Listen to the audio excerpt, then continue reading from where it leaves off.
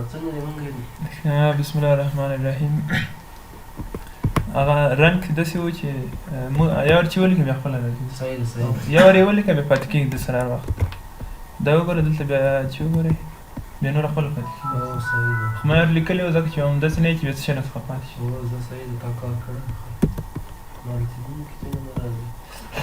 خو یو ور چې ولیکم بیا راځي درته. صحیح شو؟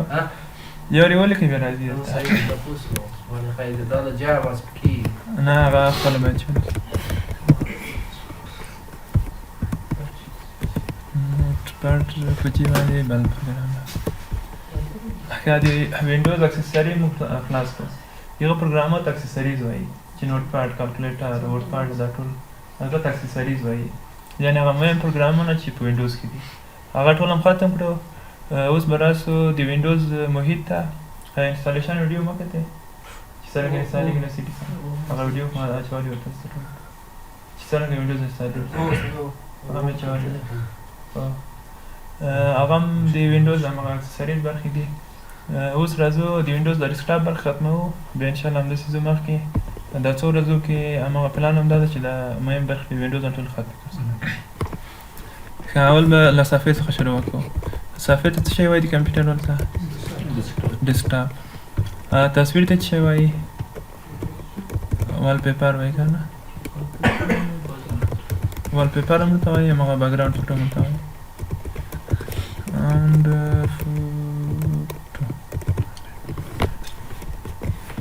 دغه علامو ته خو تاسو پوهېږئ چې آیکن وایي، صحیح آیکن ویل کېږي.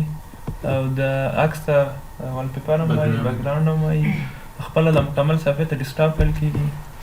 دغه برخې ته سټارټ منیو ویل کېږي. دغه لږ پنجې ګورئ سټارټ منیو ده.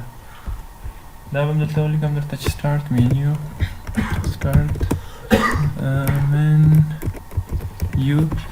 دغه لاندې برخې ته ټاسک بار ویل کېږي. دا ټاسک بار. ښه دلته سرچ ویل کېږي، دلته سرچ کېږي. خو تشریح بیا کوو. دلته کارتونه ورته وایي. کارتونه داسې ده چې تاسو خپل کمپیوټر په اواز باندې کنټرول کړئ. خبرې وکړئ هغه خپله کوي درته. مثال اوپن د ورډ، اوپن اکسل، اوپن ورډپیډ هغه خپله خلاصوي درته. دا د ټاسک ویو ده. دلته سټوري ده. همغه پروګرامونه چې ټول خلاص کړي استفاده کړي ټول مکمل سټوري دلته راغلي. دغه ټاسک ویو ده. دا وګورئ. دلته کولی شئ چې نوي ډیسکټاپونه هم جوړ کړئ. وګورئ دا صفحه دې همداسې پاتې بل صفحې ته هغه بیا وایو. دغه برخې ته کویک لانچر یا وایي. کویک یو رینومان ور زده کوي، بیا عملي وایي ټول کویک لانچر. دغه مکمل برخې ته کویک لانچر یا وایي. دغه برخې ته نوټیفیکیشن ایریا وایي. نوټیفیکیشن صحیح شو. دا د صفحې د وینډوز انوایرمنټ ورته وایي. د وینډوز محیط همداسې ده. ډیسکټاپ آیکانونه دي، سټارټ منیو ده، ټاسک بار ده، کویک لانچر ایریا ده او نوټیفیکیشن ایریا ده. او دغه اخر کې یو بله برخه ده هغې ته وایي ایروپیک.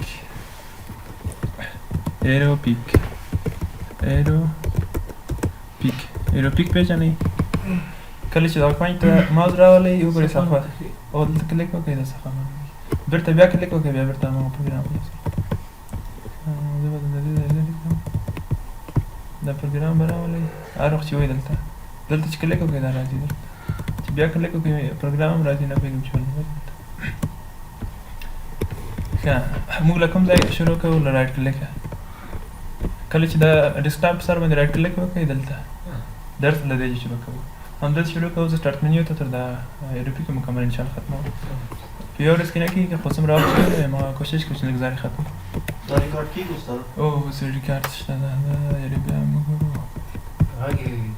غږ هم شته. غږ دلته معلومېږي. دا علامه چې چولې وګورئ ده. ښه دلته چې رایټ کلیک وکړئ اول لیکلي ویو آیکن باندې خو پوهېږئ صحیح ده. لارج آیکن یعنې آیکنونه غټ کراته ده. دته وایي لارج آیکن. دا دلته هم کار کوي. په ټول ځایو کې همداسې کار کوي. هر فولډر کې ستاسو لارج آیکن انتخاب کړئ، آیکنونه همداسې غټېږي درته. چې سمال آیکن انتخاب کړئ سمال کېږي. بل کولی شئ چې د کمپیوټر د ټچ پیډ باندې دوه ګوتې ونیسئ لکه موبایل کې غټوئ که نه. داسې کولی شي 2 ګوتې ونیسئ لکه موبایل کې چې یو عکس زوم کوئ که نه په وینډوز 10 کې کېږي دا په نور وینډوزو کې باندې کېږي کولی شي چې په دې طریقه باندې هم دا آیکنونه غټ کړي بل دلته لیکلي آټو ارینج آیکن آیکنونه څرنګه که خپل اتومات راته ارینج کړه یو اوس که هغه انتخاب نه وي بیا هر ځای تاسو کولی شئ آیکنونه تغییر کړي اوس تغییرېږي که د هغه برخه فعاله ده بیا نه تغییرېږي دا دلته آټو ارینج که دا فعاله بیا تاسو دا کار نشئ کولی له دې ځای لرې کېږي نه وګوره نه لرې کېږي نه کېږي هر څه چې وکړي نه وکړي که هغه دا غیر فعاله کوي بیا کېږي چې دا هر ځای راوکړي صحیح ده ښه بل تاسو دا آیکنونه وینئ دا آیکنونه داسې مستقیم قطار نه دي داسې په یو خط مستقیم کې برابر نه دي دا داسې که غواړئ چې دا ترتیب خراب کړئ بیا دلته راشئ ویو ته د الاین آیکن ټو ګریډ غیر فعاله کوي اوس کولی شئ چې دا له خط مستقیمه یې وباسئ دا مستقیم خط یې وګورئ باسلی شئ داسې هم کولی شئ د ده څنګ ته راولئ دلته یې راولئ داسې کوئ دا په همغه باندې ده که دا بیرته فعاله کوي بیرته له حالت ته وځي دغه برخه بیا فعاله کوي بیا وګورئ بیرته بیا مستقیم خط ته به ځان برابروي که دلته لیکلي شو ډیسکټاپ آیکن دا کله کله وګورئ دغسې کېږي مکمل آیکنونه پټوي د صفحې چې څومره آیکنونه چې دي هغه ټول پټي که غواړئ چې بیرته ښکاره کړي بیا دغه صحیح شو ویو دا بیرته چې راولئ بیرته ټول آیکنونه راځي بل سورټ دې ته وایي چې ترتیب یې کړي درته دا پروګرام عکسونه او شیان خو ډېر ګډوډ دي که نه په سټیج باندې ترتیب شي په نوم باندې دا د دس پی سي او دا پکې نه راځي دا ریسایکل نه ده دا په دې ترتیب کې نه راځي دا خپل دا نور شیان راځي پکې وګورئ سی ده بیا سی ده بیا ډي ده همداسې ټولې ترتیب تر ډبلیو پورې که ترتیب یې غواړئ چې په سایز باندې بیا وګورئ چې دې سایز غټ همداسې تر اخره پورې د چا چې سایز کم وي هغه په اخر کې راولئ که غواړئ چې سرچپه ترتیب کړي بیا یې ترتیب کلیک کړئ اوس وګورئ له دې طریقه داسې ترتیب کېږي که آیټم ټایپ ته وایي چې هر څوک خپل د جوړې سره وګورئ عکسونه یو خپل ترتیب سره یو ځای شو دا پروګرامونه خپل سره فولډرونه خپل دي ځان سره د ورډ خپل ځان سره هر پروګرام خپل د ترتیب سره ترتیبي ډیټ موډیفاید څه ته وایي چې په کوم تاریخ په یو څه کې تغییر راولي هغه ته ډیټ موډیفای وایي زه اوس په دې کې تغییر راولم یو څه شی پکې راولي یو څه شی لیکي دلته ډیټ موډیفاید وایي یعنې همدا اوس ما په دې کې تغییر راوستو اوس دلته سره راسئ سورټ بای ډیټ موډیفاید یعنې هغه شی په اول کې راوله چې په هغه کې اول اخر کې تاریخ تغییر راغلی په اول په دې کې مو تغییر راوستو که نه بیا مخکې ما په دې کې کار کړی و بیا همداسې ټول ترتیبوي درته په همغه تاریخ باندې صحیح شو دا ویو سورټ صحیح ده بیا تاسو نور هم تمرین وکړئ بل ریفریش دا ریفریش تاسو نظر ته څه کوي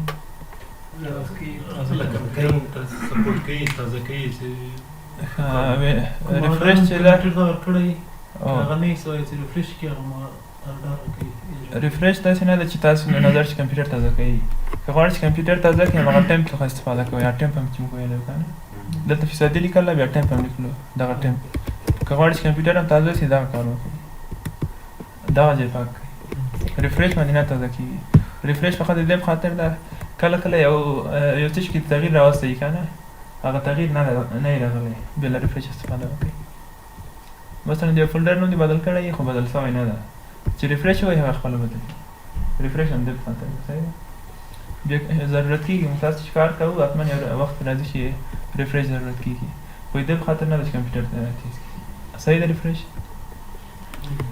دا کمپیوټر چې اول چلاندی که نه سلو وي چې ریفریش ورکړي بیا تیزېږي دا سره نه دغه باندې خپل ریفریش کوم تاثیر نه کوي تاثیر نه کوي ریفریش دې په خاطر ده چې کله ته یو کار وکړې هغه کار اجرا شوی نه وي دلته مثال یو ویډیو کاپي کړې خو نه ده راغلی چې ریفریش وهي بیا راځي دغه ډېر کله کله همداسې ضرورت کېږي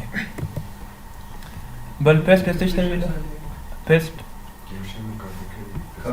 او هماغه نوټ پیډ کې مې ویل دا هم همداسې ده اوس دلته به یو فایل کاپي کېږي زه دغه عکس راکړم له دې ځای غواړم کاپي کړم صحیح ده دلته کاپي لیکلي که کنټرول سی مو وهئ صحیح ده هماغه شارټ کټ دلته کاپي کوئ بیا دلته څه شی کوئ پیسټ که فلاش ته کاپي کوئ یا شي ته کاپي کوئ راواخلئ پیسټ چې کوئ وګورئ دلته مقصد که بل دلته لیکلي پیسټ شارټ کټ پیسټ شارټ کټ دې ته وایي چې خپل عکس ما راوړه د عکس یو شارټ کټ یې درته راوړه وګورئ عکس خپله خو نه ده دلته د فرق څه شی ده د فرق دا ده چې عکس خپله دلته نشته، فقط یو ادرس دی، عکس خو دلته ده که نه. کله چې زه په دې باندې کلیک وکړم دغه عکس ماته خلاصېږي، خو کله چې په دې کلیک وکړم دا خپل عکس خلاصېږي. د دې ګټه څه شی ده؟ د دې سایز وګورئ څومره ده، تقریبا 1 MB ده که نه، 800 KB. د دې سایز وګورئ بیخي کم راځي، دا شاید 1 KB راسي. د شارټکټ ګټه همدا ده چې بیا دا کم نیسي. که زه دغه عکس پاک کړم بیا دغه عکس بیا کار نه کوي.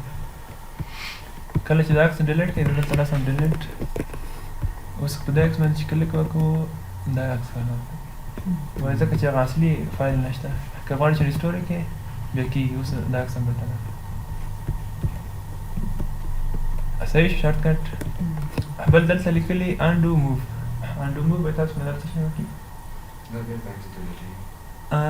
دا موو دا کاپي مې چې کړی دغه عکس ما کاپي کړی و دلته که نه حرکت نه کوي داسې و که نه، دغه عکس ما کاپي کړ بېرته همغه عکس بېرته خپل ځای ته وړي.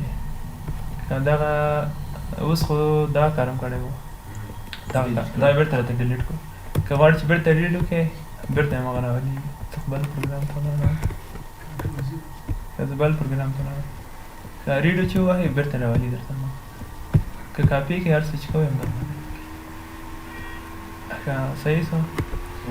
بل په KB او MB او دې شیانو باندې پوهېږئ، هغه به که اخر کې وخت پاتې و بیا به دغه باندې خبرې وکړو چې KB څه شته وایي، MB څه شته وایي، کمپیوټر څه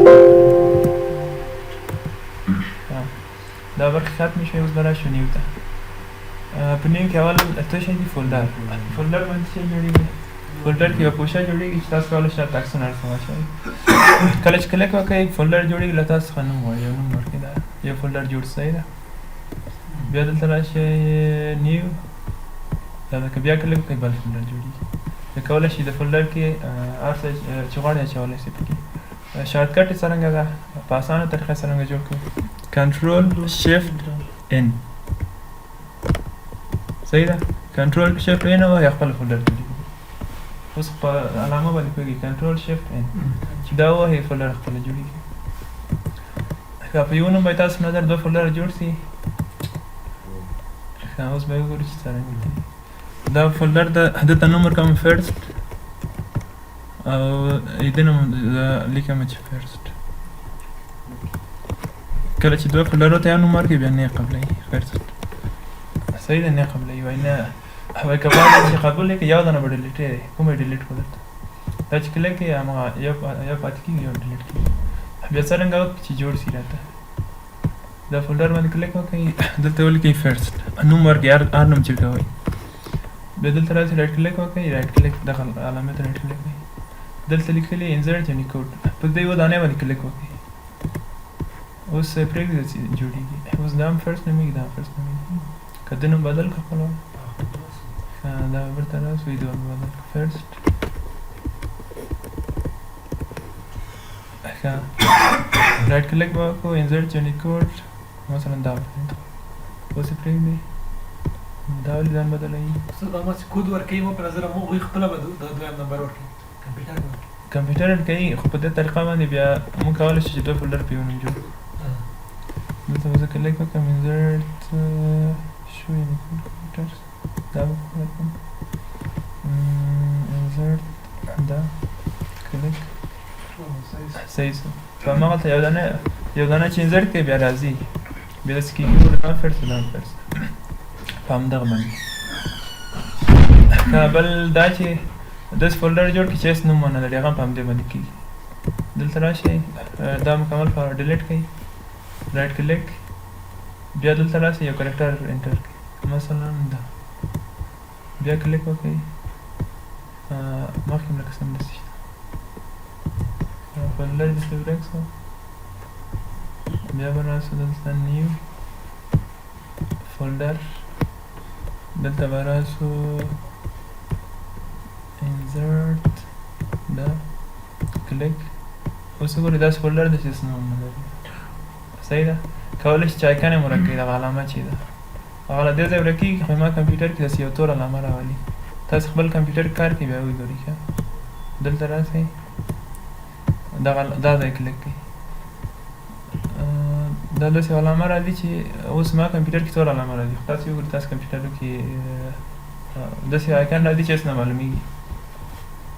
ما فولډر آپشن کې لږ تغیرات راوستي دا په دې خاطر مثال کېږي. اوس دا یو فولډر ده صحیح ده. ښه بل څه کېږي که تاسو اکسس انسټال کړئ اکسس پر ډیټابیس جوړولی شئ د پرنټ یو عکس جوړولی شئ ورډ د پی ډي اف دا شیان جوړولی شئ صحیح ده. خو د اخر کې لیکلي وینرار زیپ ارچیو په دې باندې څه کېږي په دې باندې داسې فولډر جوړېږي چې ویروس بیا کار نه باندې کوي. د دې څخه کوشش وکړئ چې هغه کار وکړي. دلته کلیک وکړئ دا د فولډر جوړ شي. دا داسې فولډر دی چې ویروس بیا کار نه کوي چې هر څه پکې واچوئ ویډیوګانې لرئ عکسونه لرئ هر څه چې لرئ بیا خرابېږي نه. دلته راسه کلیک باندې وکړئ دلته لیکلي اډ په اډ باندې کلیک وکړئ هر څه چې پکې اچوئ چې که ویډیو لرئ عکس لرئ مثلا کمپیوټر شارټ کټ ده اوکې کوئ اوکې څه شی لیکلي کنوټ اوپن کمپیوټر خو لینک ده او یو بل شی پکې راځي دغه عکس په دا آیکن ده اوس وګورئ دغه دلته واچوئ بیا دا خرابېږي ده. که سافټویرونه لرئ عکسونه لرئ هر څه چې لرئ په دې کې اچوئ. که په ډیسکټاپ باندې وي پروا نه کوي هر ځای چې وي خو بیا په ډیسکټاپ داسې یو خاصیت لري کله چې وینډوز وکړئ دا ډیسکټاپ هم پاکېږي ورسره خو ویروس خو تاثیر نه ورباندې کوي په هغه باندې. که دلته هر ځای چې واچوئ ځای مهمه نه ده که دلته یې اچوئ که هر ځای اچوئ خو ویروس بیا تاثیر نه کوي. پاسورډ هم غواړي کولی هغه تاسو خواته ده چې که پاسورډ دې کوئ که نه که پاسورډ دې کړی بیا څخه غواړي که پاسورډ دې نه یې کړی بیا نه که اوسنی پاسورډ ورک شي که ورک شي بیا درته نه هغه کېږي بیا نه پیدا کېږي. ما خپله فولډر ته پاسورډ ورکول کېږي. فولډر ته یو پروګرام لري د فولډر لاک په نوم باندې په هغه باندې کېږي فولډر لاک. بیا ډرایو ته کېږي چې پاسورډ ورکړي. که ډرایو ته پاسورډ ورکړي بیا دلته بیا خپله وینډوز بیټ لاکر لري بیټ لاکر باندې کېږي. بیټ لاکر شته دلته کنټرول پینل کې شته بیا کنټرول پینل کې بیټ لاکر وګورئ بیا راځي دلته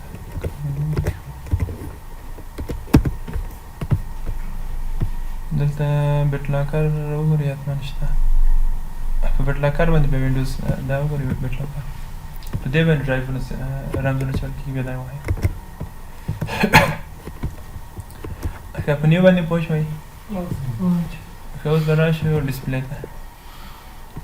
په ډسپلی کې دلته لیکلي چې یو او دوه یعنې ما کمپیوټر دوه سکرینونه لري یو دا سکرین دی یو بل سکرین. که تاسو خپل کمپیوټر کې وګورئ هلته به لیکلي چې یو صحیح ده. اوس آیډنټي چې وایي درته وایي چې دوه سکرینونه دي یو دا سکرین ده او دویم سکرین چې ده دا برایټنس ده چې کمپیوټر رڼا کمیږي ډېرېږي دا د LCD نه ده دا د ما کمپیوټر ده وګورئ ما کمپیوټر کې کمیږي ډېرېږي خو LCD کې رڼا بل نایټ لایټ ده کله چې د شپې له کمپیوټر استفاده کوئ کوشش کوئ چې دا فعاله کړئ. په دې کې بیا تاسو سترګو ته داسې ډېر تاثیر نه وکړي وګورئ داسې رڼا یې بل مخ نه وکړي کولی شئ چې کمه زیاته کړئ د شپې لپاره بیا له دې څخه استفاده کېږي. که اتومات غواړئ چې فعاله شي درته که غواړئ چې اتومات فعاله شي دلته وخت ورکوي مثلا له 9 بجو شروع شي تر 2 بجو تر 15 بجو بیا دا اوکې کوئ بیا به د هر وخت 8 بجې به شروع کېږي 15 بجې به بندېږي. دلته اندازه ورته مشخصه کوي چې رڼا یې څومره وي دا ټول هر څه بیا به هغه په هغه اندازې باندې بیا هر وخت اتومات فعاله کېږي. که غواړئ چې هر وخت فعاله اوسي بیا راسئ خپله دلته فعاله دا فعاله کوي دا به بیا هر وخت فعاله دا به زه بند کړم اوس بیا بندېږي. بل HD کیفیت باندې پوهېږئ MP4 چې د کیفیت کم ده HD چې د ډېر ده. اوس کوم کیفیت استفاده کېږي اوس کیفیت ته 4K ویل کېږي 4K یو ډېر غټ کیفیت ده. کله چې ویډیو 4K کې داسې معلومېږي لکه خپله چې وینئ داسې. که غواړئ چې تاسو کمپیوټر هماغه HDR ورته وایي له کیفیت یې ډېر وي د ډسپلی کې ده دلته راسئ وینډوز HD کالر په وینډوز کې هغه HD کیفیت غواړئ که نه غواړئ دا ویډیو تاسو وینئ اوس دا چې ده HD ده خو ساده حالت یې ده. که HD پکې فعاله کړئ بیا کیفیت یې سمېږي. دا رنګونه وګورئ یو داسې رنګ حالت یې ده ساده حالت وایي. که HD پکې فعاله کړئ داسې کېږي وګورئ څومره کیفیت چې دا پلی کوي وګورئ څومره به کیفیت ویډیو صحیح شو دا اوس که جدید غیر فعاله کې بیا وګورئ کیفیت لږ بالا کمې داسې دا غرونه او اسمان به سم نه معلومېږي دا چې فعاله کوي بیا دا کیفیت ایچ ډي ډېر حافظه غواړي او څومره چې مصرفوي که نه څومره چې کیفیت ډېرېږي بیا خپل حافظه ټول شان کوي احتمال ډېرېږي بېرته به راسو دلته بل دا صفحې اندازه ده دا معلومات چې ماته ښکاري څومره اندازه باندې وګورئ که دا انتخاب کړئ خپله صفحه ټول شان کمیږي اوس یو نیم سل چې دی بیا برابر ده که غواړئ چې نور هم رانږدې شي بیا دلته نور هم یو سل پنځه ویشت بل ریزولیشن ده ریزولیشن چې د پکسل اندازې ته وایي چې ما 910 پکسل لري 1080 پکسل لري په داسې شکل یعنې موږ تاسو ویلي کمپیوټر ایکس واي کوم دی په ایکس کې 910 پکسل ده په واي کې 1080 پکسل که دا غواړئ چې کم کړئ بیا دلته راسې کم انتخاب کړئ بیا وګورئ نور ځایونه به ټول خالي پاتې دي